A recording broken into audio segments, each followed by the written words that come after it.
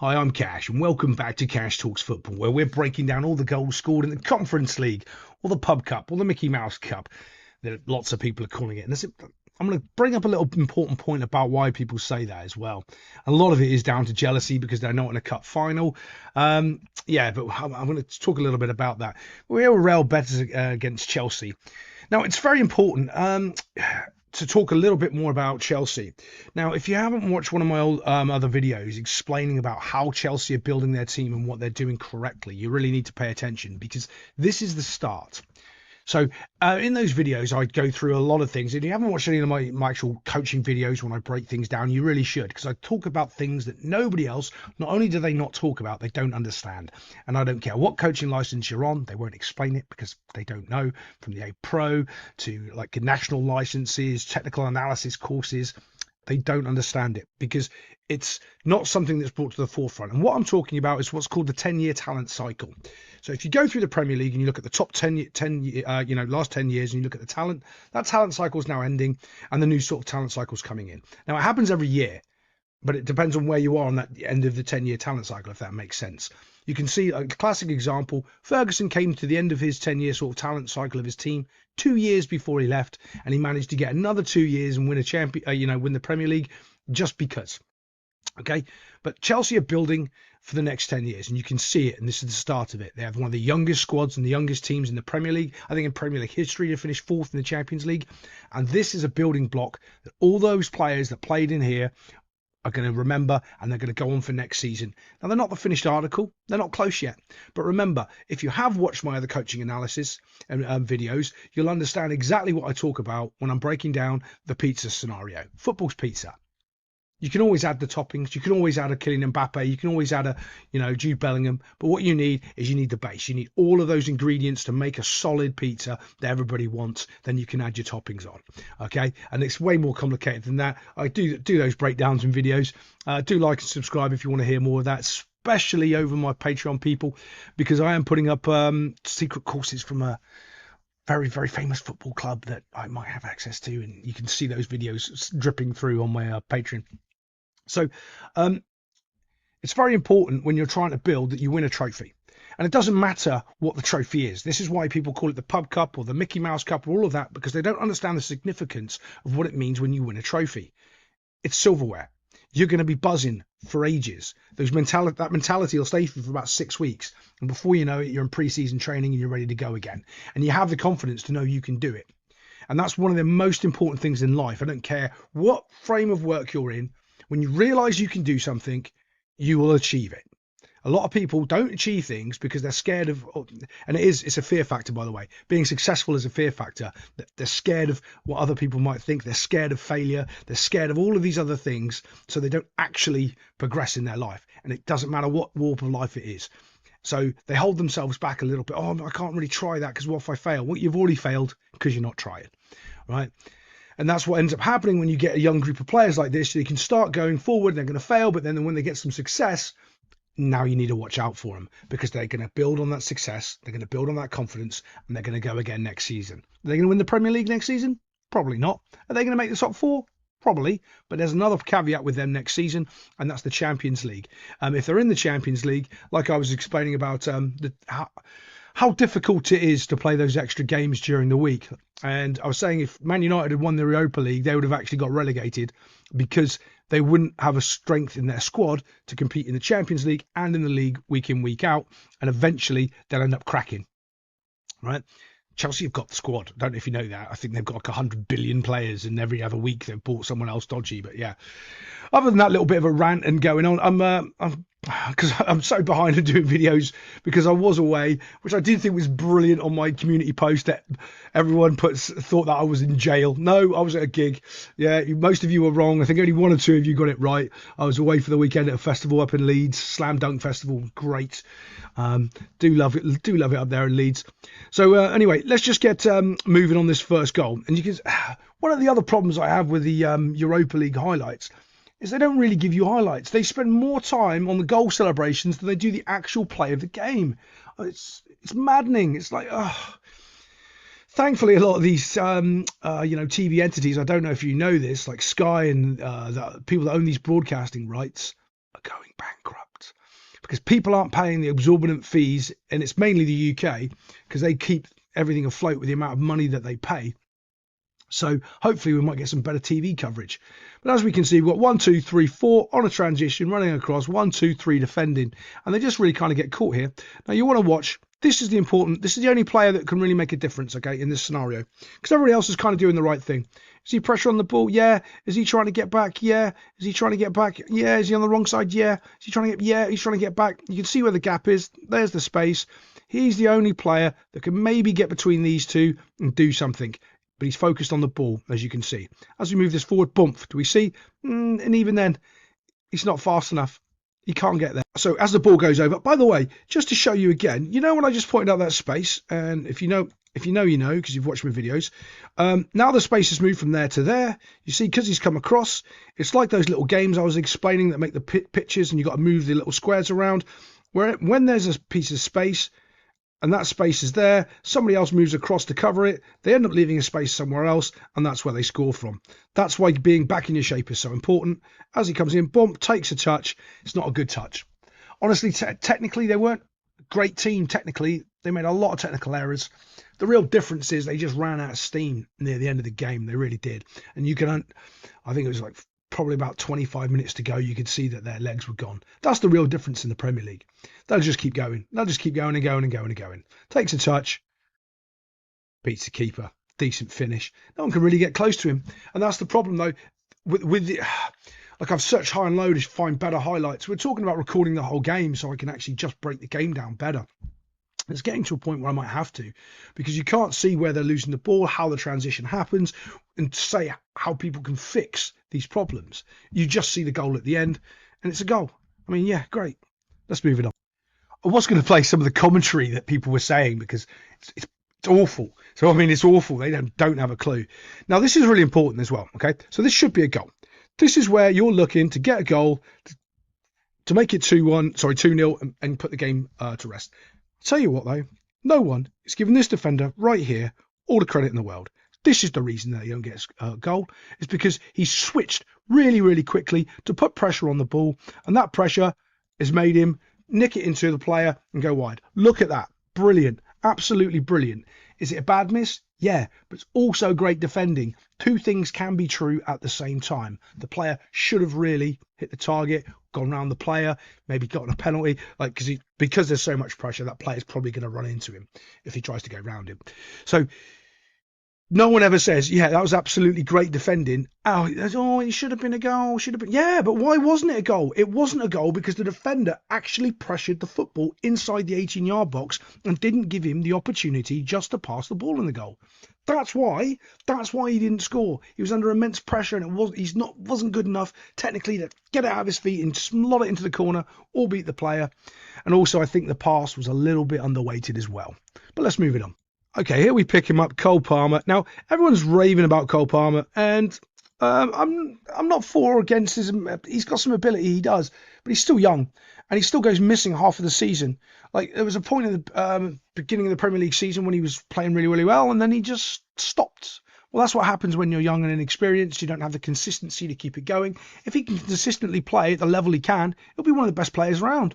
Not in the best players in the world, but he'll be one of those players that you'll argue, yeah, he could be. But he's just not consistent enough.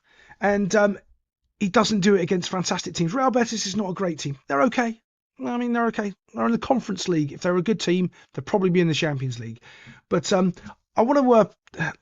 what happens is people see this when he's dancing around a little bit and they go, oh, that's what Messi did in that one goal. It looked like that. He's the same as Messi. And it's funny how people's brains see a thing and then they just react to something that, they put it together with something else that they saw in their subconscious, and they don't actually really look at what you're watching in front of you. Now, we know on this channel, someone's got their arm up telling someone what to do. We know there's going to be a goal in the next 5 seconds. Now, also, you can see the amount of space that he's got to run into. This guy hasn't helped close the space. He's closing the middle. So as he starts running, look, now he doesn't know what to do. What are you doing? He needs to be pressuring this ball. He doesn't know what to do. He stood still, pointing his arm, worrying about this player down here. What are you doing? You just stood still. You're a cone at this point. Now, I'm going to see if I can find this clip and add it in, because this, to me, the commentary is hilarious. Can you hear this?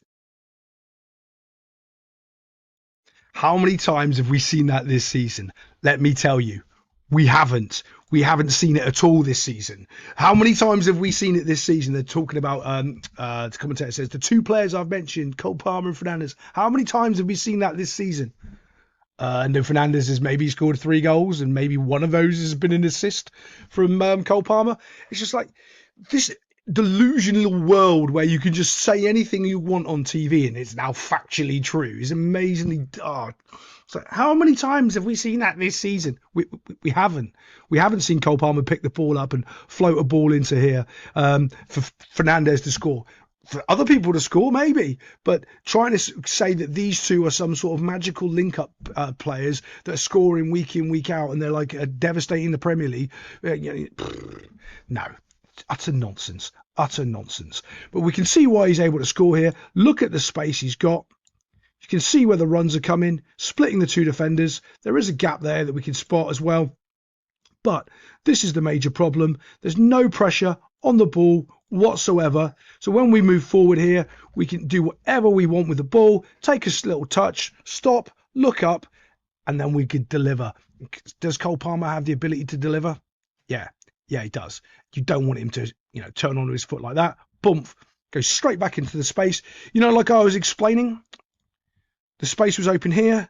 As they've gone back, now the space is opened here.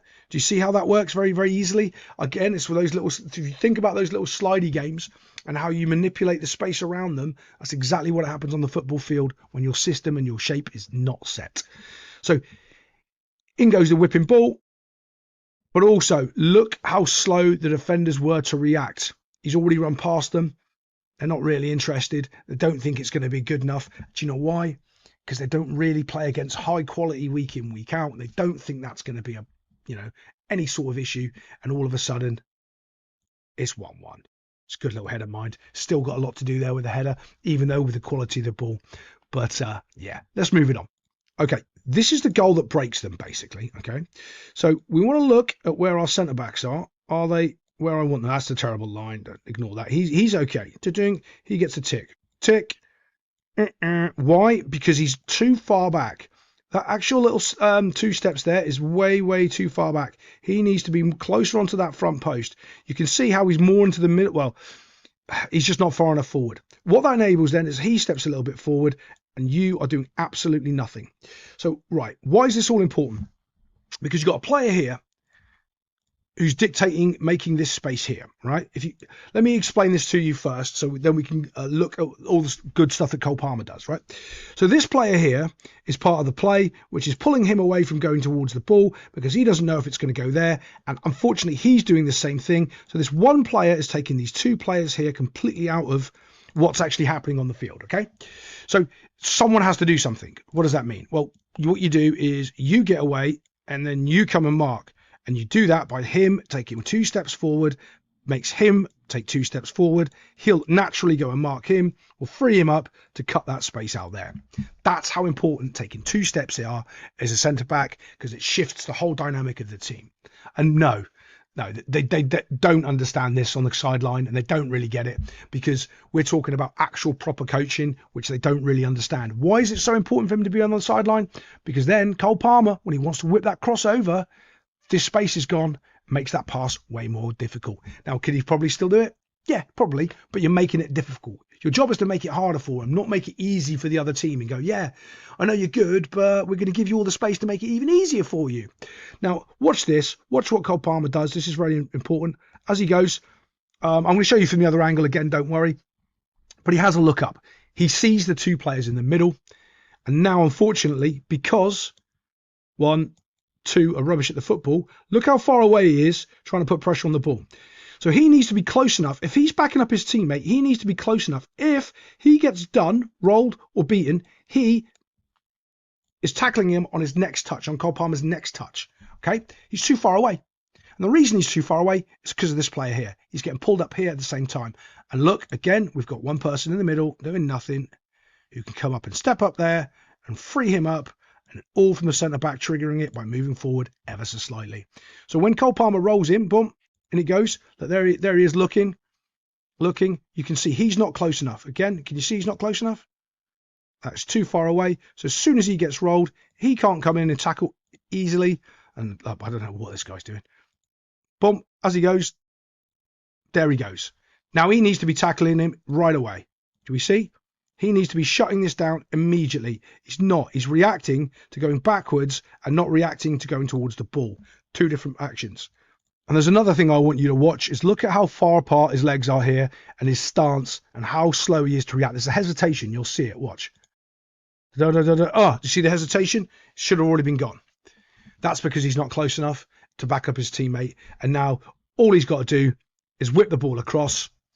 He knows where his mates are because he's had a look and he's just trying to find them. Here's the other important aspect. If he's close enough where he's supposed to be, this Real Betis defender, he doesn't get this crossover because Cole Palmer actually stumbles here. Look, he's stumbling.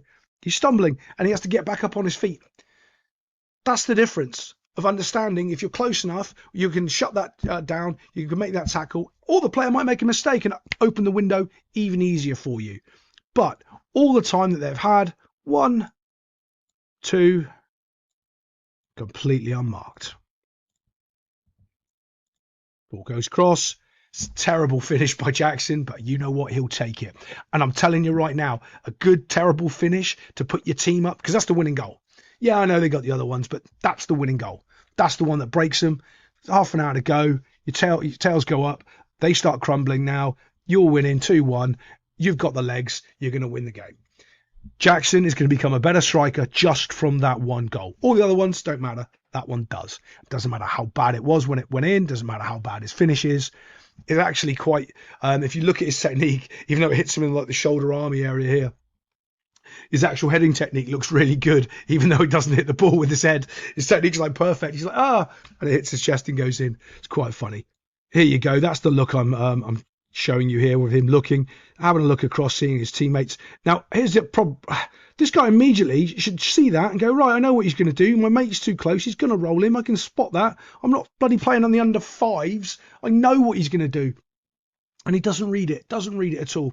Now, remember, when you're defending, this thing about having, you're playing players on side. It doesn't matter. You're taking the space away. The space is more dangerous, and you're opening up and giving him the space to run into. You take that space away. It's funny in football how you get what I call mirror goals. And you can always understand people's sort of level of understanding of just things in life. When you say, it's the same as that, and they go, oh, no, it's not. He was stood in a different place. Well, you don't understand what I mean. What I mean is there's a transition with 1, 2, 3 defenders with 1, 2, 3, 4 running, and there's a 4th there, kind of out of shape. The picture is almost the same, but it is the same. In football terms, I'd class this as a mirror goal, completely the same as they're, going to attack. Nothing much that Betis can do, just like not much Chelsea could do in the first goal. Caught in the transition, pressuring the ball, doing the right thing, and there's a player over on the far side ready to score the goal. I did have to go back and watch this because I didn't actually realise. It's one of those things you see it and you go, I didn't just see that. Watch here. Watch how easy the ball goes past him. Oh, completely whiffs it. Just absolutely whiffs the ball. Yeah. Goes to Jadon Sancho. I don't even know if he's a Chelsea player or he's a Man United player or he's a Borussia Dortmund player. I don't think anybody knows. But, still a good fish. Now, goals like this are what I would call Marcus Rashford scored a lot like this for one season. If you're in these situations, you expect top-class players to score these goals. That isn't the key. The key is for them to get in these situations with the ball in the first place.